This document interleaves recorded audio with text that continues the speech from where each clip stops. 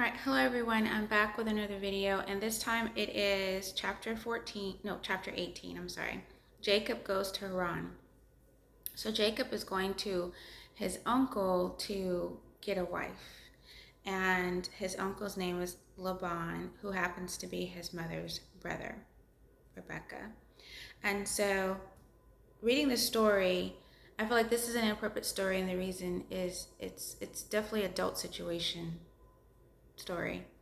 And I just don't feel it's appropriate to be in a children's book. And well, at least the way it's just not a children's story. And it has one, two, three, four paragraphs, and they just kind of throw this out there and just leave it there. So Jacob is at his uncle's, and I'll just read the last three paragraphs. It says, when Jacob saw Rachel with his uncle Laban's sheep, he went and rolled the stone away from the well so the sheep could drink. Then Jacob kissed Rachel and told her who he was.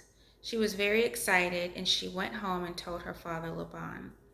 Laban was very happy to have Jacob stay with him, and when Jacob asked to marry Rachel, Laban was glad.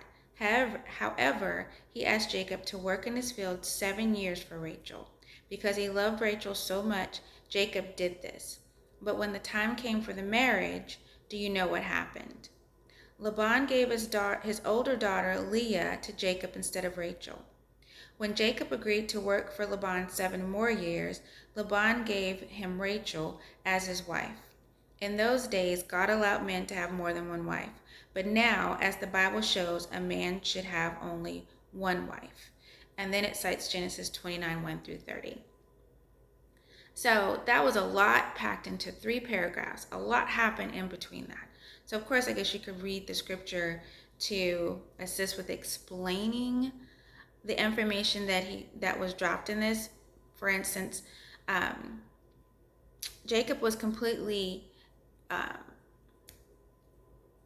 want to say screwed over, but Laban lied to him and tricked him out of who he truly asked for. He asked for Rachel, and the father gave him a whole nother sister. He switched up the daughters. And so obviously that's showing that this guy was deceitful and how he handled his nephew.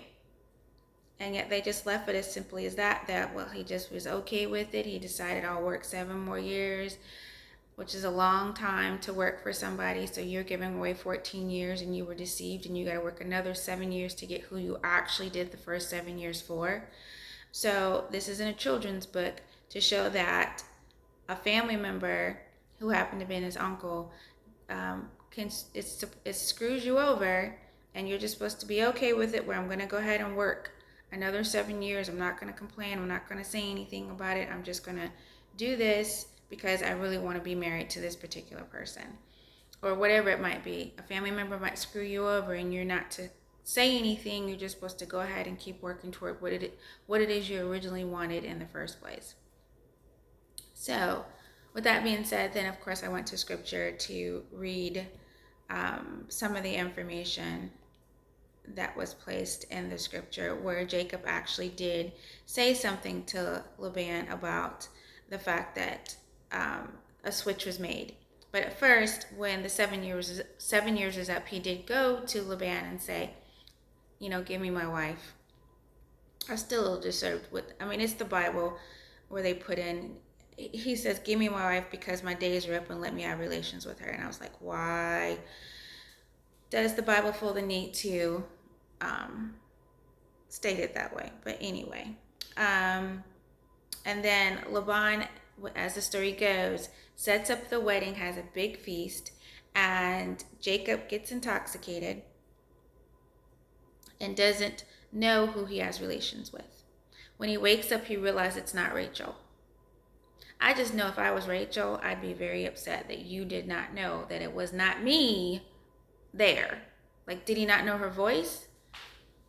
Because it stated that Leah did not look like Rachel.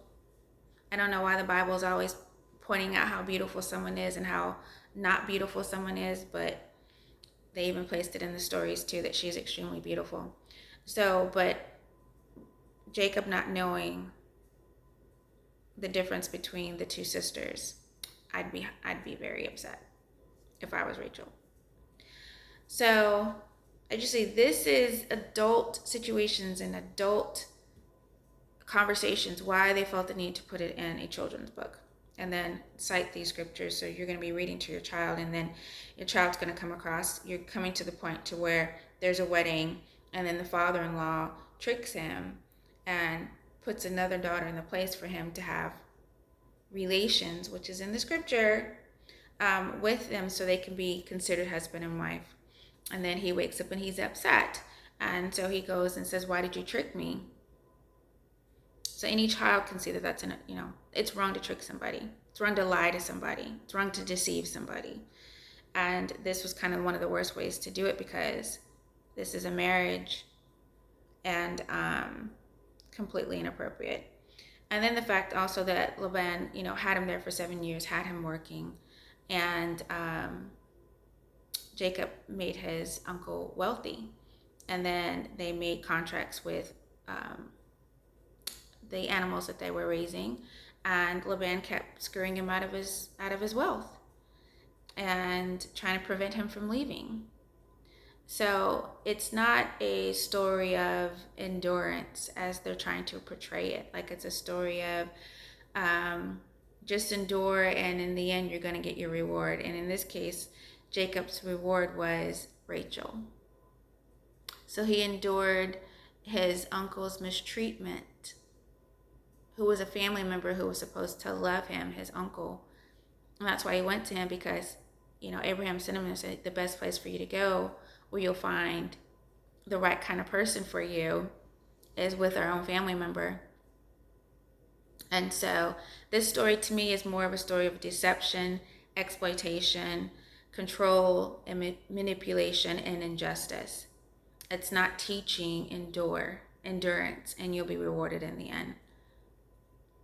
It's not teaching you should only marry within your family because we're trying to keep the lineage pure and everyone having the same faith. Because obviously also Laban did not, I want to say didn't, he had idols. He had idols within his home that he used for divination purposes. And Rachel actually took a teraphim from her father. And one source said that he might have used it for prediction into the future and maybe even tracking purposes. And so she took it because she didn't want her father interfering in her life now that she was able to leave with her husband. So I'd have to say, I would not say that this was a story to teach endurance and to wait on your reward, that it was more of a story of someone being mistreated by a family member, someone who was supposed to love them and to look out for them and to take care of them, and a story of perseverance. That's not what this story was. And that's what they were trying to supposedly teach in this. So yeah, I think this was inappropriate too. Very much so. But then yeah, I will come back and do another video on how Rachel took the teraphim and the idol worship that was going on, and with some of the Israelite families and the men, that some of the family members that they have did participate in divination and idol worship, or they used idols for divination. Why can't I say the word? But they used idols for different reasons. And it also mentioned that the teraphim could have been used for inheritance, and that Rachel probably took it to like safeguard her inheritance, even, which is still kind of ironic that they said that, because supposedly Israelites did not leave land to their daughters, but that law did get changed later so that women could inherit land, because two girls went and complained about the fact that they weren't receiving their inheritance because their father didn't have sons, and they did not want their inheritance taken away just because they were girls. So just different reasons.